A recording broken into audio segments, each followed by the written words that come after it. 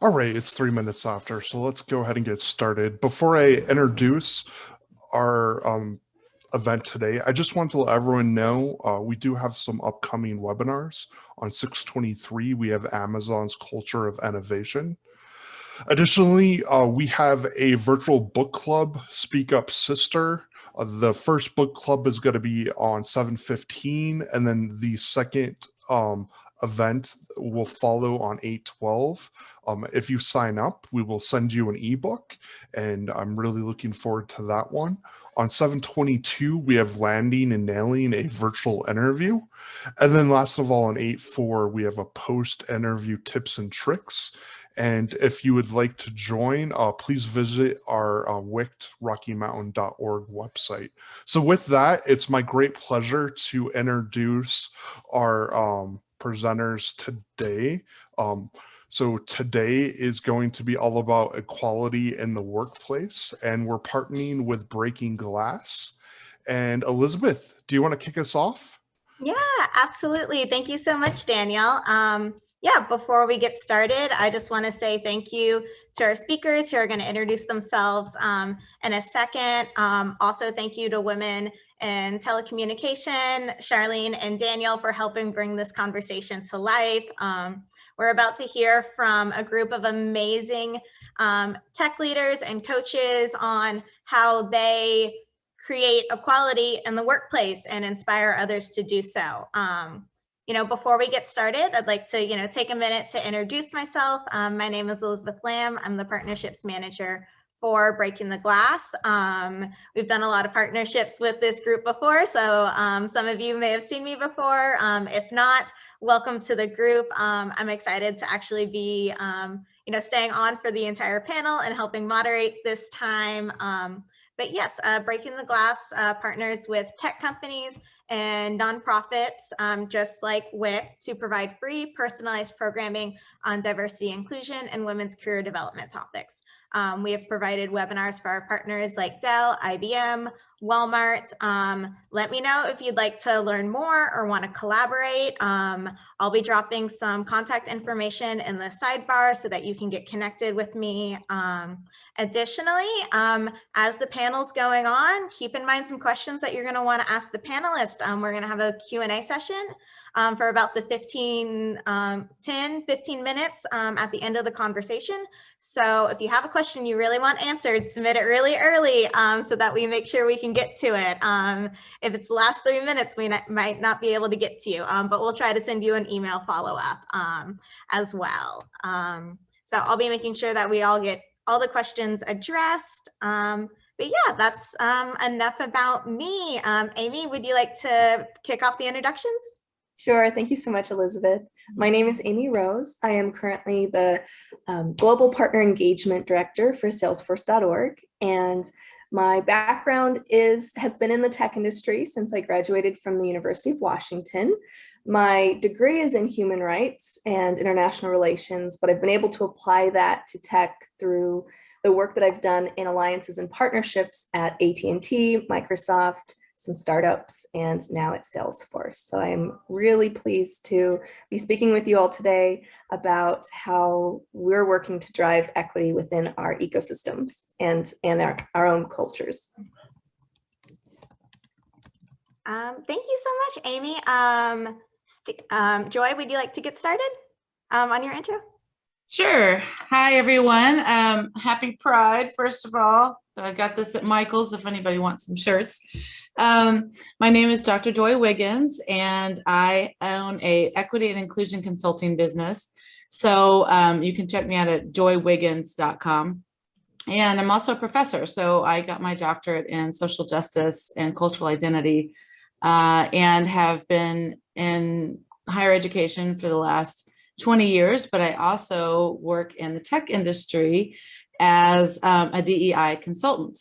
So I also am on the board of Austin Women in Tech. So these are just different ways that I'm kind of in different pockets of technology. And lastly, I wrote a book. I forgot to bring it down here. It's called From Sabotage to Support, and it's with Dr. Camille Anderson, and I wrote a book about how women can come together across difference and rather than feel like we are in sabotorial practices, that we can actually support each other. So I'll talk a little bit, I'm sure, about that today.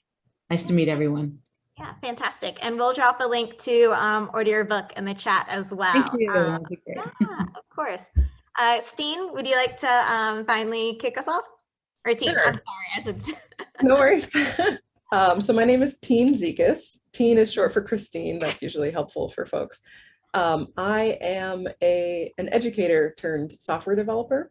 So I started out as a high school math teacher, and at some point I was subbing for someone who taught AP computer science, and I realized I liked coding. So I went to a boot camp, and I've been a software developer for about 5 years. I currently work at Chime. Also, happy Pride Month.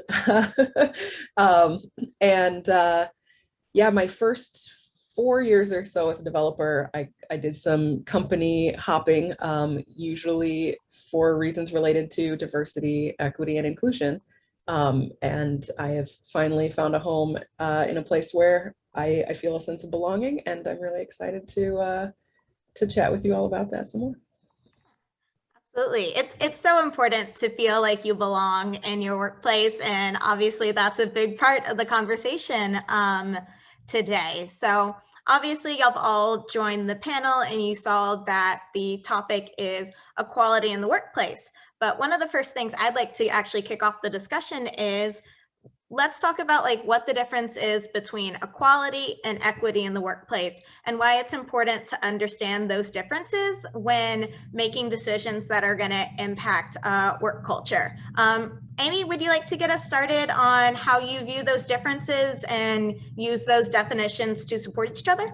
Absolutely. Thank you, Elizabeth. So at Salesforce, we talk a lot about equality, but the work that we're doing is actually more around equity.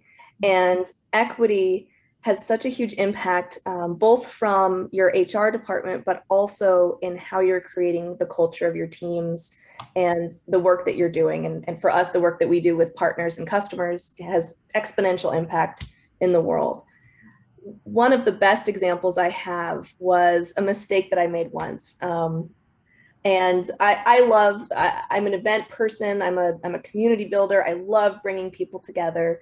So for me, that's a big part of what I'm passionate about. And so inclusion is obviously super important to me. And we were planning a team offsite, just something fun to do together. And we ended up doing a foodie walking tour of one of the neighborhoods in San Francisco, which, everybody on the team I knew loved food. I knew everyone's dietary requirements, so we were good there. And then right before the event, I found out that someone on the team was not physically able to do the walking tour. And fortunately, and it was a more or less an invisible disability that this person had, and they were not comfortable sharing that with everyone. But then when it came time to do it, they felt excluded and unable to participate. So we were quickly able to arrange for a wheelchair, and we had some great folks on the team that were able to assist with her participating. And I think it's such a great way to really illustrate the difference between equity and equality, because equality would mean everybody had to be in a wheelchair, and equity means we're actually providing the tool and the resource that person needs to feel taken care of and included and part of the team. So there's so many ways that can be accommodated in a culture. So another personal example of mine is we take our team culture very seriously, and a lot of companies have team happy hours and things of that nature that are the main way they get to know each other and do that commiserating outside of the office.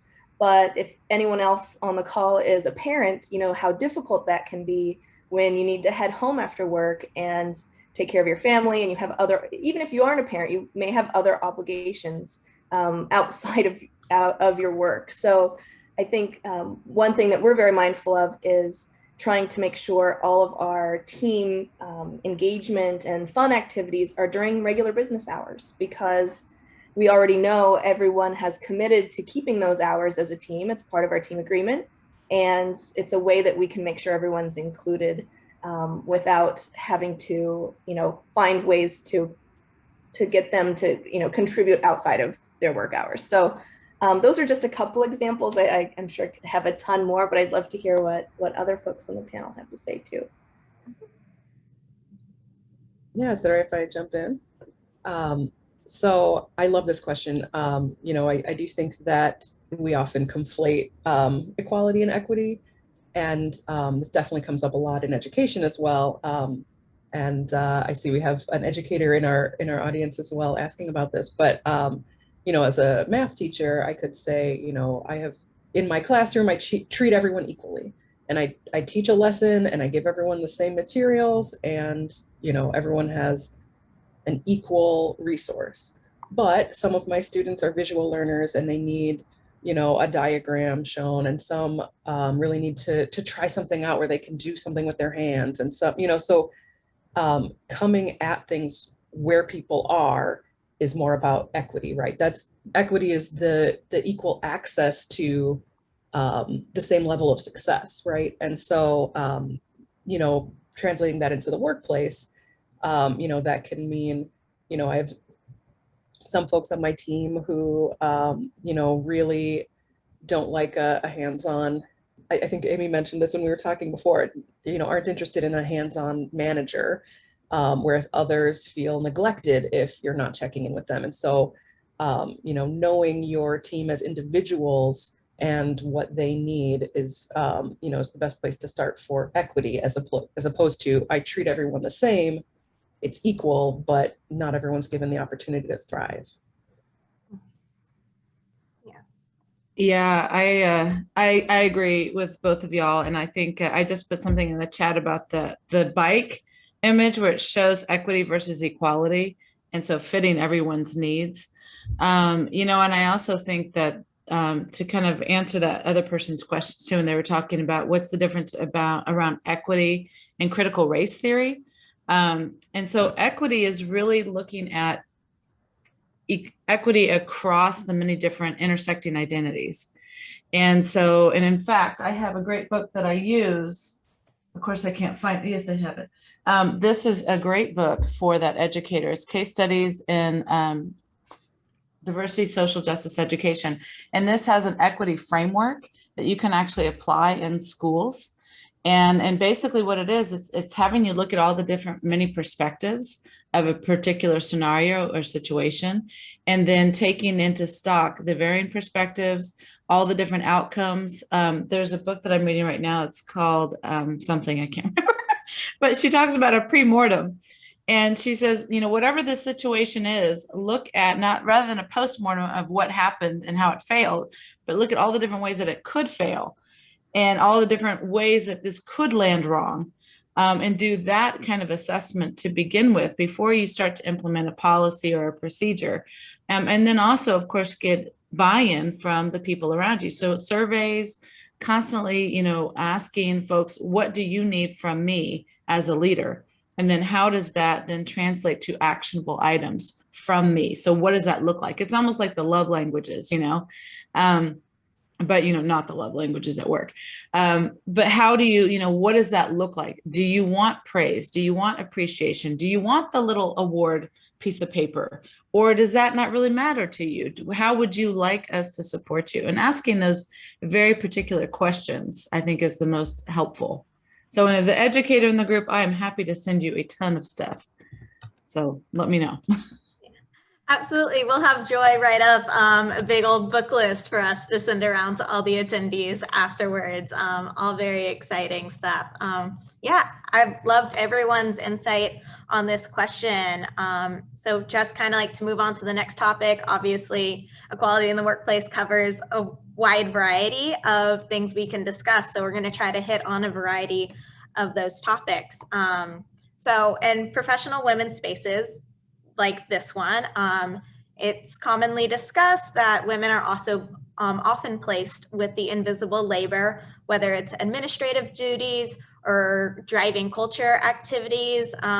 So what can leaders do to make this labor more equitable? Because this labor isn't always what gets associated with your promotion velocity. Tine, would you like to get us started? Yeah, sure. So I have been the only woman on many engineering teams, and I often find myself being the note taker in the meeting, or um, yeah, coordinating for the social event. And one thing I've seen from leadership is really formalizing structures around, okay, for this meeting, we rotate who the note taker is, or um, rather than just waiting for volunteers, right? Because a lot of times when there's that silence and we're waiting, then it's going to be the woman who says, okay, I'll do it. And then another piece is actually considering that stuff amongst promotions, that a person who is doing a lot of that glue work that's keeping the team moving forward is someone worth promoting to the next level, and actually trying to incorporate that in performance reviews and things. I totally agree with Tine. One thing I'd like to add there too is getting to know your employees and really what they care about. So I love your point there, Tine, about including some of that work into promotion criteria. On my team currently, we don't currently look at that work really. We have a set of goals for the year that we're then assessed against. And one thing that I'm really clear with my team on is if you're doing the work, put it down on paper and get credit for it. And if you're in addition to that, so there's the visibility, right? Because a lot of that work is very invisible. We're doing it, but we're not getting any credit for it. On the other hand, one thing I mentioned earlier is I really love event planning and bringing people together. And it is part of the work that I do externally, but it's not really in my job description internally. And I now have a team of folks that love to do it as much as I do, but there is some element of really getting to know what your employees like to do and what makes them happy and brings them joy. And what do they care about? And when I say what do they care about, like, there is work that sometimes we do because we love it so much and we don't care if it's not going to get us that next promotion, but we want to make sure that we're creating an environment that our team really appreciates and loves and is that glue. So help your team understand like where they're investing their time and their energy. And as long as they're investing it against things that they care about, whether it's work that will get them to that next level or work that they just love doing, but maybe won't help their career as much, at the end of the day, if they're doing work that they care about, they're going to be much more satisfied and feel much more included and valued, and like the work that they do matters. So I think there's also very much getting credit for the work that you're doing, but also getting to know your employees and helping them feel satisfied in their work roles. Yeah, I also, I have a great story about this, but I'll tell you first about, I also think like ERGs a lot of times are a lot of invisible labor as well.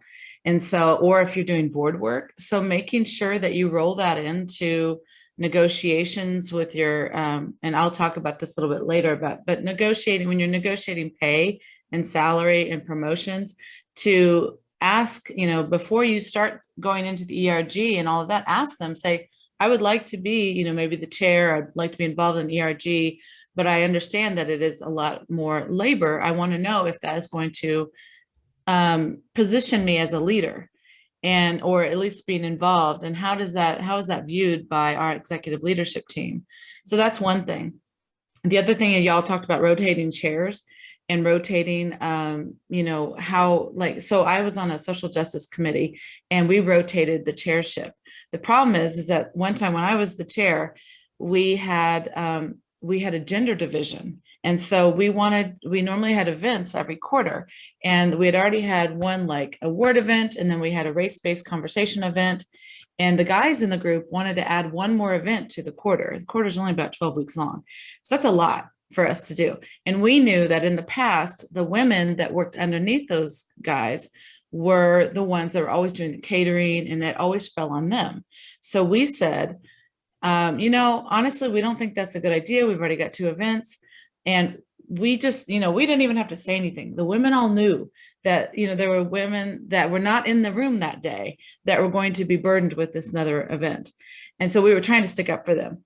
And we were trying to say, no, we don't think it's good. And so as the chair, I just said, all right, I'm noticing that there's a division here. And I'm going to ask you all if you can see where that division is falling.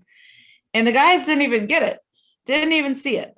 And so then we just said, well, okay, if you all want to do this event, you two, the men on the group, you all are going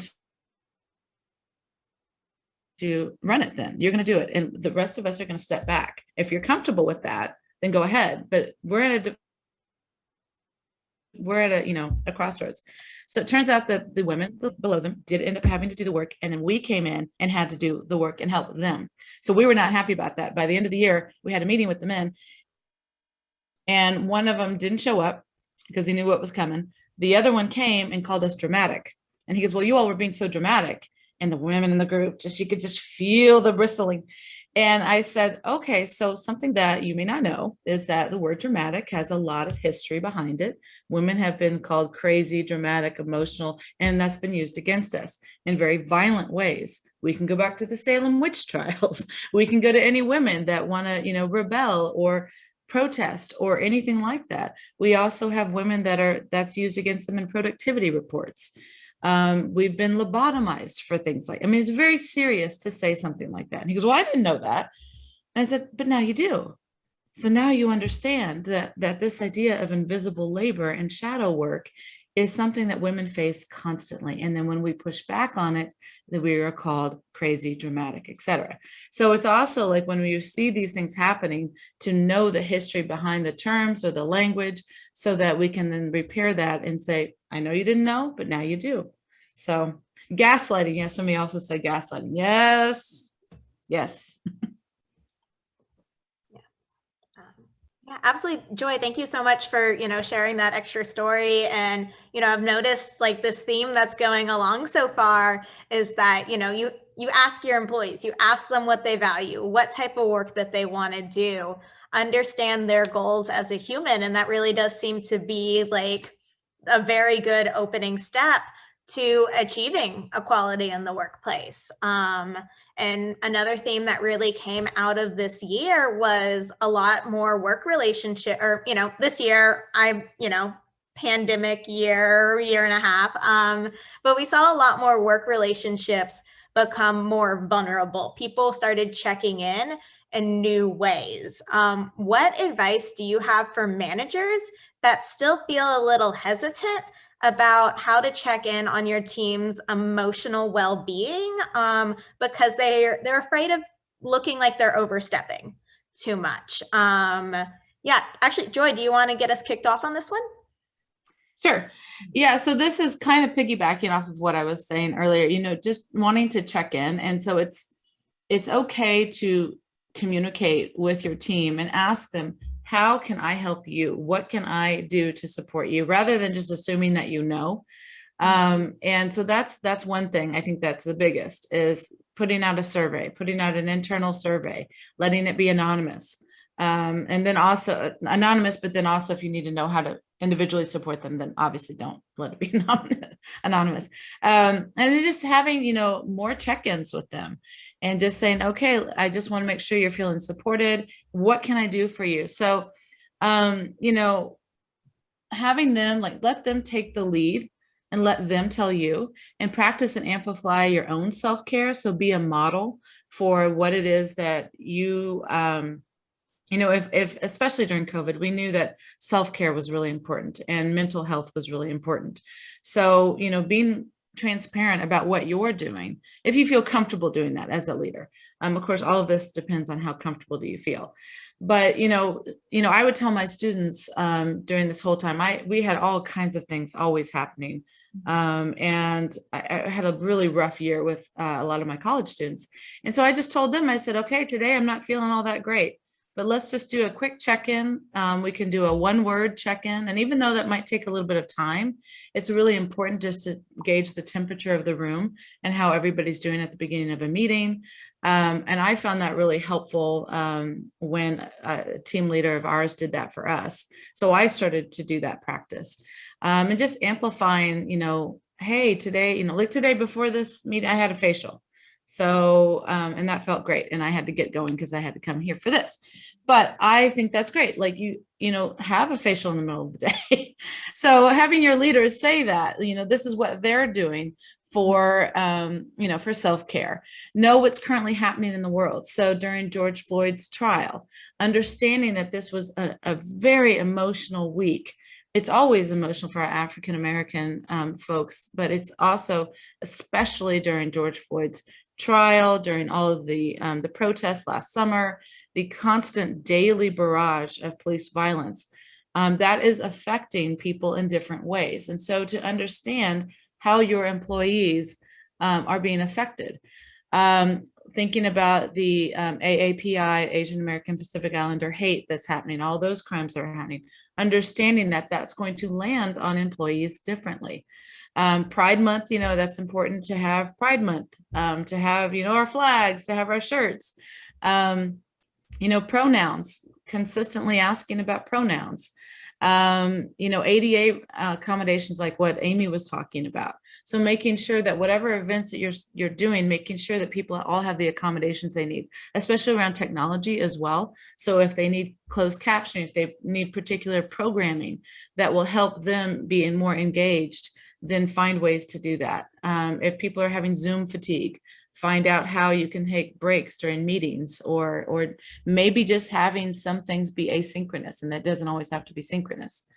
Creating statements and actionable items that show your support, and then say, this is my intention, and this is what I'm doing to back it up. So it's great to have a statement, but if you don't have anything that, really back it up with actionable items, that's important. So if you're going to say, like, we support blah, blah, blah, then this is how we're doing it. So making sure that you have that. Also understanding that COVID was affecting women in a lot different ways, and women of varying identities and different workspaces. And some of us are caregivers, not only for our children, but for our parents. So understanding, asking about these families, asking about how we can support everyone, asking if you know that someone was recovering from COVID or a family member, just constantly checking in. And if that means as a team leader to have an Excel spreadsheet of who you're checking in with and making sure you don't forget folks, keep yourself organized. I think that's also very helpful. Also amplify the power of your ERGs. Find out particular concerns that each of the ERGs are having and facing, and then reviewing particular policies and procedures that might need to be updated, and telling them those changes that you're going to make or you would like to make, and ask them. So it's really that check-in with folks, constantly asking, does this feel, inclusive to you? What's another way? Do you have other ideas? They're always going to have other ideas of what's going to help them the most. And then finally, understanding that remote is possible, that we can do remotely. Like we just did it for a whole year. It's possible. So if people would like to stay remote in certain ways, let them do that. Rashika Tolshin talks about not having to give excuses as women in particular, as to why you can't make a meeting and just rescheduling. So she was talking about a story of where she had to reschedule a meeting. And she said she had a sick child, but she didn't really want to share that. But she knew that this woman that she was meeting with was expecting a child. So she felt comfortable, but she's like, all of that back and forth in my head about what to share, about why I can't make the meeting and why I had to reschedule. A lot of that is also that invisible mental labor that women do of how much am I showing of myself? How much am I being vulnerable and expressing who I am? So instead, just having that be a work situation or a policy, even saying, you don't have to give an excuse. If you can't make it, you can't make it. And so invalidating work from everyone also, and checking in to make sure they've all have the equipment they need. So ergonomic workspaces at home, if you're, in your kitchen or in your bedroom, making sure your employees have a comfortable space and providing ergonomic equipment if they need it. And then any projects that they work on, just help them to direct those and provide the infrastructure to allow them to actually work on those projects or initiatives that they want to work on that feel meaningful to them. So much good stuff there, Joy. One thing that I do as a manager is much easier said than done, is try to build a really strong sense of trust on my team. And to do that, I also have to be vulnerable. And there's a gray area between vulnerable and oversharing, but I think it helps to, especially as a manager, understand that you are working with human individuals, not pieces of machinery. And this goes all the way back to your first point there, Elizabeth. This is, these are actual people living lives that are all part of a team, and how can you support them equitably? So it's going to be different for every person. And I have folks on my team that are very personal and love to share everything about what's going on in their lives. And I have folks on my team that are quite a bit more reserved and share a little bit here and there, but I have to actually work a little bit harder to understand what they need, because they aren't as forthright. So building that sense of trust on your team and getting to know the individuals on your team and how they need support, I think is a huge step forward in being able to check in on things like that. Because to all your points, Joy, about the pandemic, about everything going on with George Floyd and the police brutality in our country that's ongoing, the AAPI hate crimes, etc., these things affect people in so many different and very personal ways, and that they therefore are very vulnerable and can be difficult conversations to have if you aren't practiced and if you don't have a level of trust. So, your employees have to trust you, and you have to trust them back that they are going to do their best with what they have. And I think that really is actually the mindset, that most people want to do their best. I've never met someone that wanted to do a poor job. They want to do their best, but they may not have the tools that they need to do it. Like perhaps a mental health day when things are really rough and they're having trouble focusing. So I think give folks the benefit of the doubt, check in on them, and keep building that trust so that you can serve them better. Because also at the end of the day, I'm here to help my employees do their jobs better and elevate what they're doing so that they can be successful. That's my job. So I have to know what they need in order to do that. Yeah, and I think going along with the idea of trust is just establishing a relationship where it's understood that you're going to be checking in. I think the fear of overstepping can come from, oh, am I just reaching out of the blue? Or are they going to feel some kind of way because I'm suddenly asking about how they're doing? When things were happening with George Floyd and the protests, I had random people from my past text me.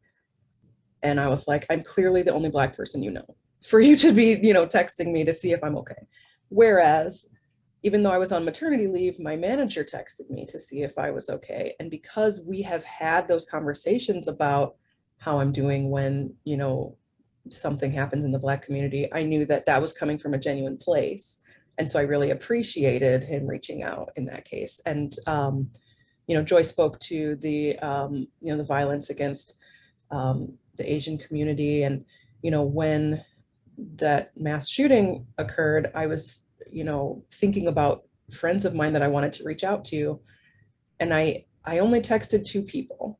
And it was the 2 of my Asian friends who I felt like we have already had conversations about, how are you feeling about something, whether it's, just anxiety in work or whatever, just anything about our emotions.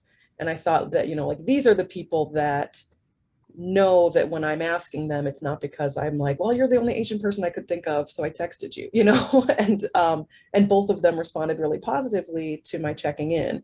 But I did not reach out to people who I just know to be like, oh, I was thinking of you because you're Asian. Like that's, so I think it's really in establishing that relationship as, I'm here to support you through, good times and bad, and I'm checking in with you regularly. And so then when something does come up, you don't have to feel that fear of, am I overstepping, because you've already established that in your relationship. Yeah, absolutely. We talked about, asking people what they need, and, if you're in a healthy relationship with someone, you're already asking those things, and you've built that community where you see them as a whole person. I think someone said, like, we're not machines that show up to work. We're not here to just like do the task. We show up as our whole person. And that plays a piece into work culture. Work culture isn't built in a day, but also neither is kind of like removing a toxic work culture as well. So like, what are some actions that you encourage your team or like the employees that you work with to have a positive impact on work culture that's not overwhelming, where they feel like they're like, oh, well, I have to stand up and be the superhero that like demands all these sweeping changes? What can, everyone be doing so that we're all showing up healthy and happy to the places we work and spend so much time at? Yeah, Joy, actually, would you like to wait, Amy or Joy? Sorry, I got my notes a little confused on that one. I'm sure all of y'all have wonderful input on this question. I could kick it off. So there's two things really. One is on our team, we have a strong team agreement. So we clearly spell out, these are the things that we will do, and these are the things that we won't do. And I think that helps. And when there's then a breakdown, we add to the team agreement, because we've uncovered, that's actually a wonderful thing. It comes from my generative leadership background, which is breakdowns are a good thing, because when there's a breakdown, you're uncovering a blindness that was there before. So now you have a new awareness and you can address it. If you're blind, you don't even know it exists. So when those things happen, take them as a learning opportunity and address them. I think that's the biggest thing. Where toxic cultures happen is there's breakdowns happening and nobody's doing anything about it. So we had a breakdown on my team a couple years ago, and one of the things that we did was actually watch a whole bunch of Brene Brown talks, because, well, A, she's amazing, but B, we really needed to get through some areas where folks were not feeling that trust and security and ability to be vulnerable, and then therefore we weren't communicating well. Like we were missing all these conversations because there were all these side conversations and silos happening. So that was a really good thing. And so I think, one is the team agreements and really having a clear understanding of what you're all committed to.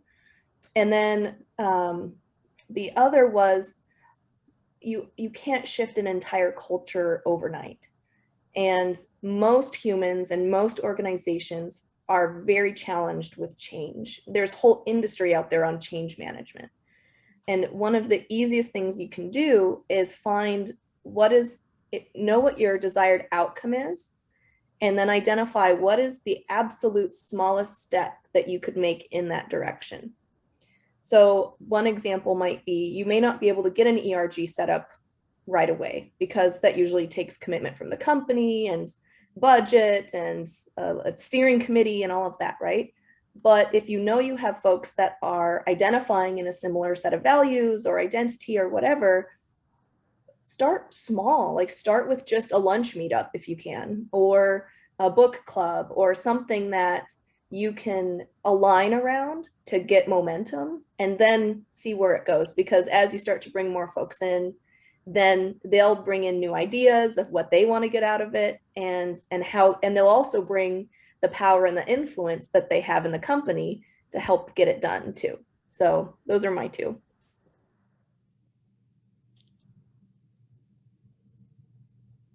Any other thoughts on this point? I thought Amy covered it beautifully. Perfect. Yeah, so just wanted to give everyone a heads up. We only have about 18 minutes left in this session. We still have about 2 questions that we're working to get through. So if you really have like a question that you want answered, there's a Q&A box at the bottom. So submit your questions there. If you threw it in the chat, I'll search for it. It'll be fine. If you could do the Q&A box, that would be best. So shifting gears here, let's, talk about advocating for equitable pay and, negotiating for that. It's every person's experience for asking for improved pay, for pay that reflects the work they do is different. Some people advocate for their team members and provide that transparency to give them the resources to have better conversations. Tine, do you want to get us started on kind of just like that big can of worms? Absolutely. Always negotiate. I feel like it's the first thing to say. In my most recent job, I had a number in mind and I was offered 12,000 more than that number. And I was so excited and I was about to take it. And I had read a tweet earlier that day that said, Black women, whatever you were going to ask for more. And I was like, oh man, I have to ask for more. So I asked for another 15 and I got 8. So I ended up 20,000 over what I had initially been going for. And I could have taken the 12. But the companies have that in their plan. So when they're giving you an offer, it is very rare that that is actually their final best offer that they're starting with. And somehow men know this and women are taught not to ask for more.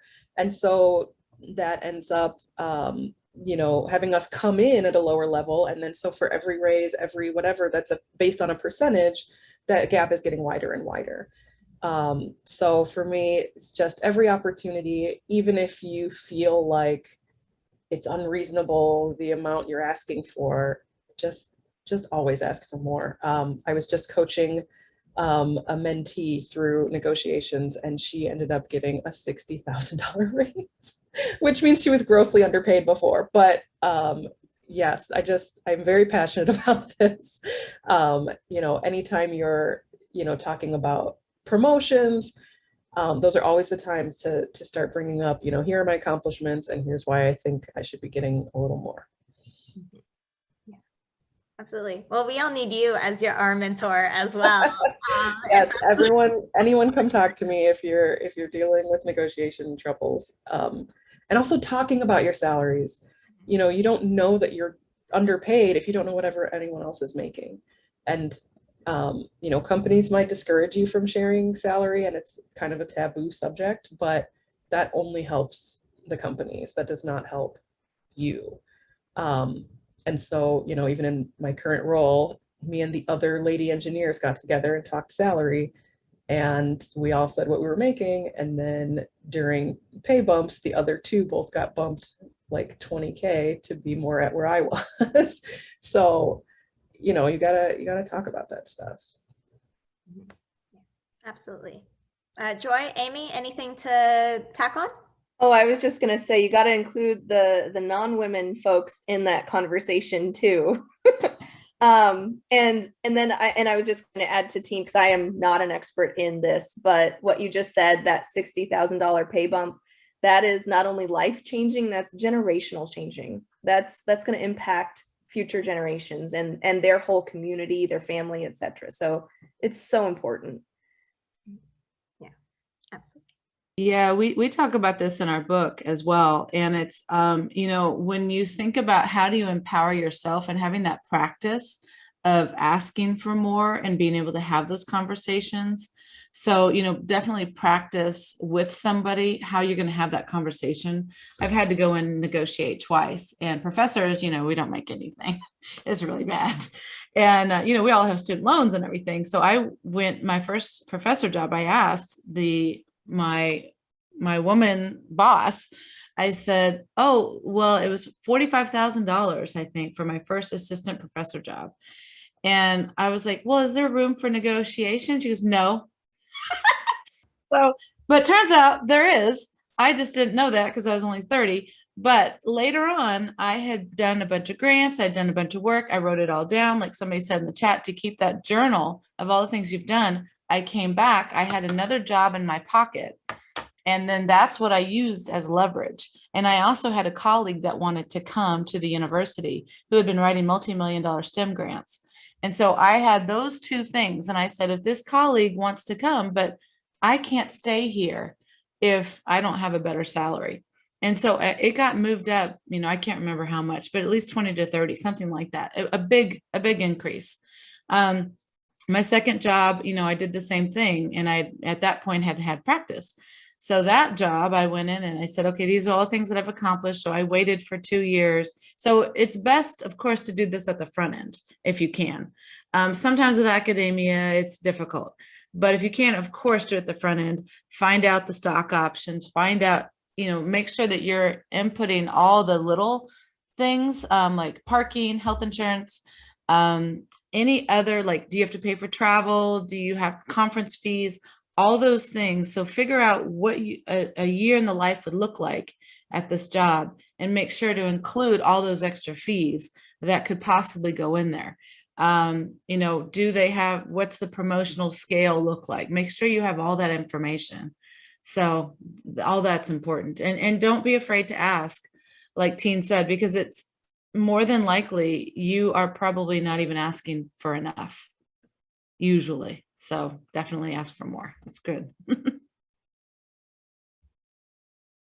Great. Yeah, Joy, I really like that, the year in the life budget of even being able to work for a place. I know that is, maybe something we can talk about a little bit later, but sometimes workplaces are inaccessible to the talent that could be really great there, which is like why everyone getting adjusted to remote work is so important. Because, if you live I live in Austin, our rent's insane right now. San Francisco, New York, if you're having these like entry level, negotiate up your positions, even if you're entry level.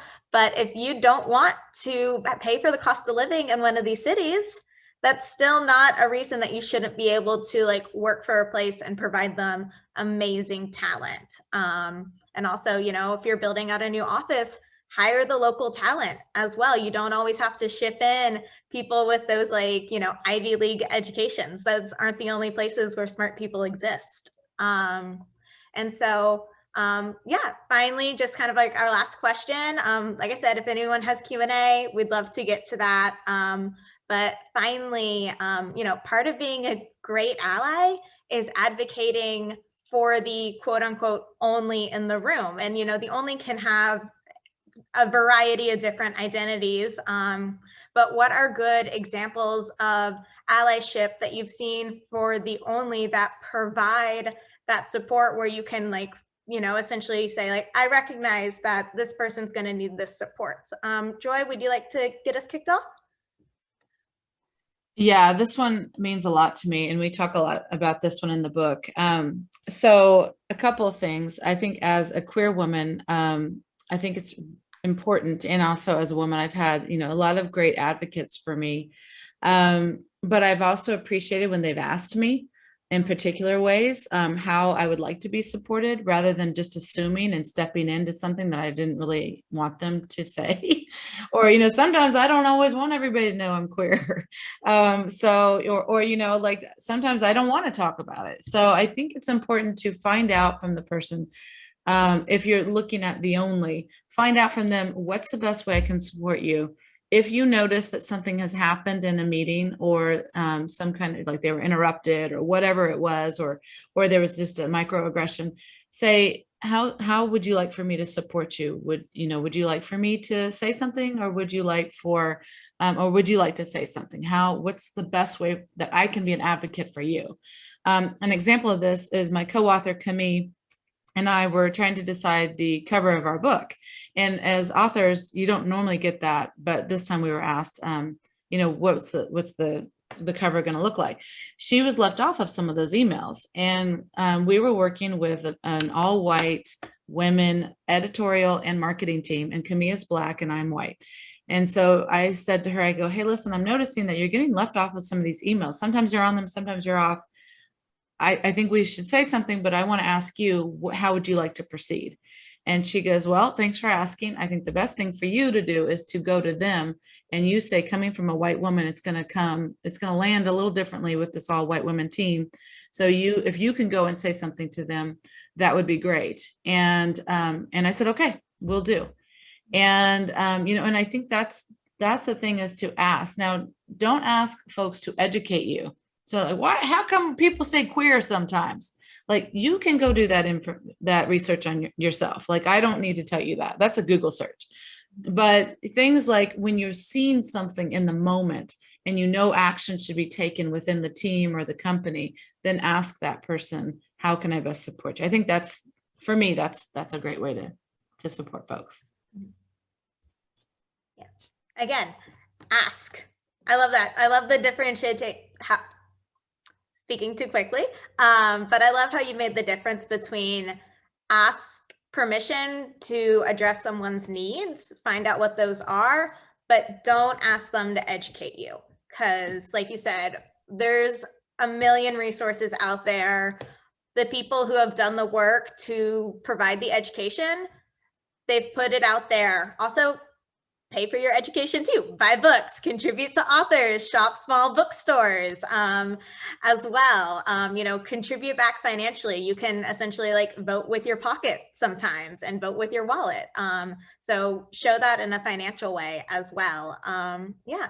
I have another thing too, just real quick. One thing that we also talk about in the book is claiming yourself as an ally. Be careful about that, because it's really up to the people that you're trying to be an ally for to determine if you're really an ally. Mm-hmm. So, I mean, imagine if that, somebody at work who is clearly not an ally, but they're like, yeah, I'm your ally. Sure. Yeah, I'm an ally. You're like, wait a minute. They've done nothing. Let the people that you're trying to be an ally for claim you as the ally. Don't walk in and say, I'm an ally. Like, well, we'll decide that.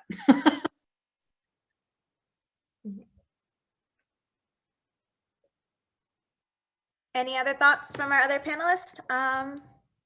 I think Joy covered it very eloquently, and the only thing I'd add or re-emphasize is that there are allyship trainings out there if you want to be a better ally in a number of different ways. So do your own work and your own research to find out where those are, and pay the people that are doing that work. Don't expect to get that for free, because that is their livelihood and they are putting in their time and energy to do that for you. And don't ask for it for free or from a friend who's already going through all of the emotional burden of experiencing being discriminated against. So that's one. And then the other is one of my favorite things that you can do, especially if you're in the middle of a situation where there's someone being actively discriminated against, whether it's a microaggression or a poorly done joke or whatever, is be there as a way to, like, you can intervene in a way that doesn't put that person in the center of it. It puts you in the center of it. So like if someone tells a really bad joke, you can be like, I don't get that. Like, why is that funny? And it really puts you in the center, but it puts them in the awkward place of having to explain why their really bad joke is funny when it's not. So try to put yourself in the center and deflect from them, because usually if the person that is needing an ally is the one that's speaking up, it's usually seen as self-serving. Whereas if a true ally is doing the work and standing up for that person or that group, it is seen as, ironically, it's seen as very altruistic and, oh, they're such a good person, but really they're using their power and their influence to do the work that is right. So if you have power, if you have influence, use it in ways that can bring everyone up. Yeah, absolutely. I think that's a great way. Yeah, you view equality as bringing everyone up, have equity for those personalized solutions that are going to help someone out. I know someone in this panel said something really great. It was like, provide everyone the equal opportunity to success, even if those solutions look different. So I'm gonna need one of y'all to write that quote down so I can just like put it on a poster or like a Canva print somewhere. So we just have a few, more minutes. No real questions came through the Q&A, so I'm just gonna leave this for our panelists. If you have any final statements or messages that you wanted to get out that you weren't really prompted on the questions, feel free to take that space now. And everyone who attended, thank you so much. I know it's the middle of the day, it's busy. Many of you were probably trying to like eat your lunch during this time as well. So thank you. And we've put in our contact information. So get connected, reach out, go off, think about it. And if you want to continue the dialogue, I know everyone here would be happy to. So yeah. My only last piece is find a way to weave this work into the work you're already doing. So whatever the work is that you do, how can you drive more equitable outcomes for your team, for your customers, etc., in your work? There's always going to be additional work, and the additional work is exponential, and we definitely couldn't cover it all in today's call. But you are doing work every day, and how is that impacting a more equitable outcome for everybody? Thank you. Joy, Tine, any last notes? I mean, I think there are common themes that we've had here, right? That most of it is about getting to know people as individuals, right? How do I support an only? Ask them, right? How do I check in on my employees? Developing that relationship. And I think part of why equity work is hard is because there is not one solution for everybody. And so a lot of it is about figuring out what are the systems we can put in place that help empower people to develop those personal relationships and have access to whatever things they need on an individual level. Exactly. Yeah, I was going to say the same, Tine, like understanding systemic oppression and how power works and how power is wielded, and understanding the history of our collective history as how our government was founded and how that trickles down to all of our systems. So really understanding that the way that systemic oppression and power works is a way to really support other people along with the individual needs. So thanks, everyone. Yeah, absolutely. Well, thank you again. We got a few stragglers. I'm sure a bunch of y'all need to go to your meetings right now, but thank you again. As always, it was such a pleasure to come together for this group. We love doing programming with y'all, and continue to log on and stay in touch. Thank you. All right, bye.